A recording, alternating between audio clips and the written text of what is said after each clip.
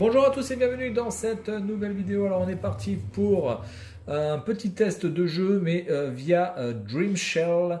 Dreamshell c'est quoi? Eh bien en fait c'est un kit qui vous permet de pouvoir mettre une sorte d'adaptateur sur le port série de votre Dreamcast qui se situe à l'arrière de votre machine en y insérant aussi une carte SD qui permettra donc de pouvoir jouer aux jeux que vous avez téléchargés et aussi de sauvegarder les jeux que vous avez déjà, c'est-à-dire de mettre votre CD et de pouvoir jouer aux jeux que vous voulez sur votre carte SD directement. Alors, c'est vraiment très bien foutu. Alors par contre, le speed test, ça, je n'ai jamais testé. Je ne sais pas ce que c'est.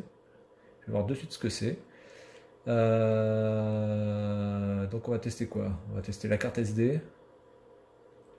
Donc c'est une carte SD de 32 Go Samsung. Vous avez aussi la possibilité de mettre un disque dur sur votre Dreamcast, évidemment.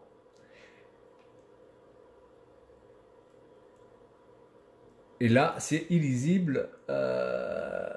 540 kilobytes de read speed. Bien, donc en tout cas, voilà, si vous voulez ça, c'est assez pratique parce qu'en fait, vous n'avez pas besoin de démonter votre Dreamcast. Tout se fait à l'extérieur de la Dreamcast. Vous n'avez rien à souder, rien à dessouder, rien à démonter.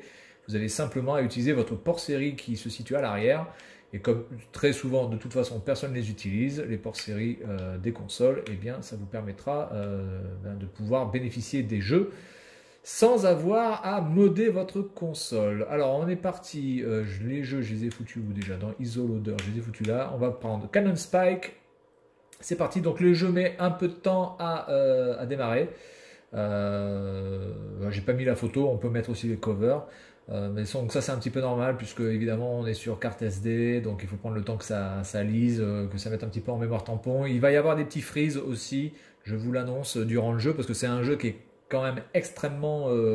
voilà, il y a quand même pas mal d'effets de partout, des effets d'explosion, etc. etc. Merde, il faudrait peut-être que je lance le jeu par contre, sinon on va jamais pouvoir y jouer. Voilà, il faut appuyer 2 fois sur le bouton A.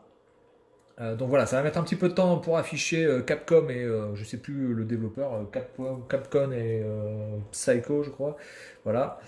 Et une fois que ça c'est fait, Psycho, voilà. Je crois que c'est Psycho, c'est Psycho. Donc là vous pouvez entendre déjà un petit bug, mais voilà, c'est au fur et à mesure ça va se lisser et vous allez avoir de moins en moins de freeze en fait. Hein. Donc on va partir en easy. Hein. Parce que je peux vous dire que c'est un jeu qui est extrêmement tendu. Un jeu de shoot, voilà, un jeu de shoot tout simple. Alors on va partir avec quel personnage? Alors on va partir avec Simone.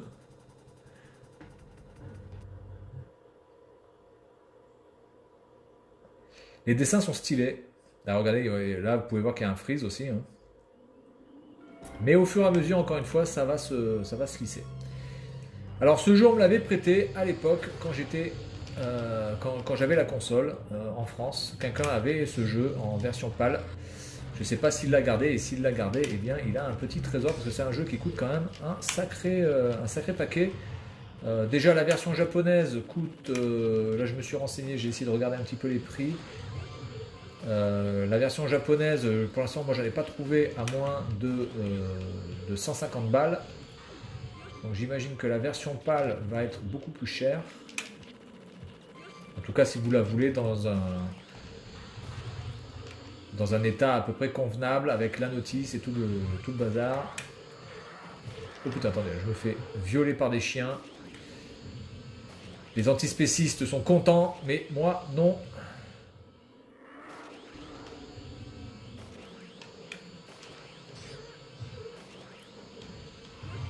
Ok. Il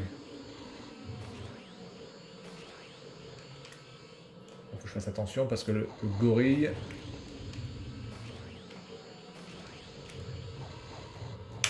Ok, je m'en suis bien sorti. Ok, bon, je m'en suis pas trop mal sorti. Vous pouvez voir que j'ai 3 crédits. Le Biomonster Giant.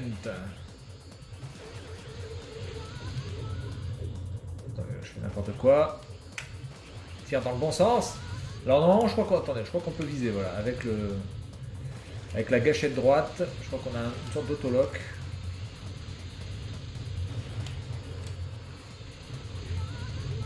Putain, je me suis ravalé.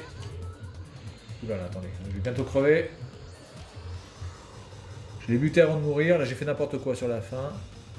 Et un petit peu au début, et puis un petit peu au milieu aussi. Voilà, en tout cas, voilà, Dream Shell, écoutez, c'est pas mal.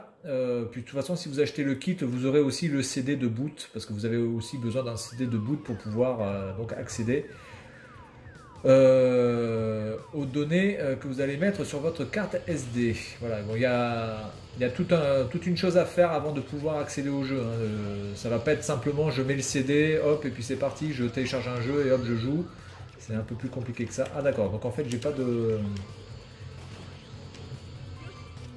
On ne m'a pas remis de la vie. Donc là ce qui est pas mal c'est que je peux tirer en arrière sans me retourner. Vous voyez là en fait je peux partir vers l'arrière mais je me retourne pas. Et hop là je fais comme ça. Je peux partir en arrière, ça c'est pas mal.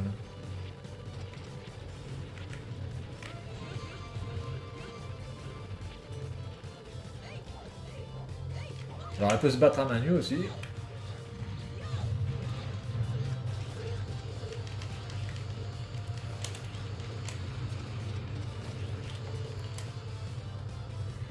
Ah, ça commence à être tendu. Alors, il faut quand même pas mal bouger. Ah putain, je me suis touché. Je le sens aux vibrations de la manette, puisqu'il y a la possibilité d'avoir donc les vibrations.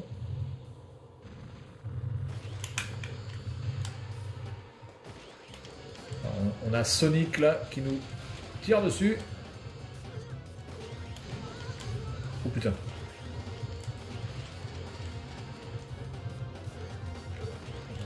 Je vais bien dedans en plus, hein, comme il faut.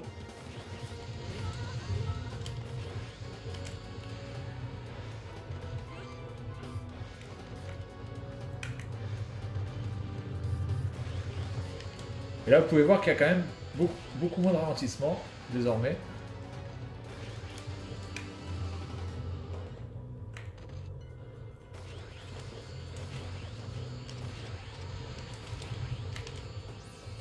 Ok, voilà, bien, bon écoutez, on va s'arrêter là.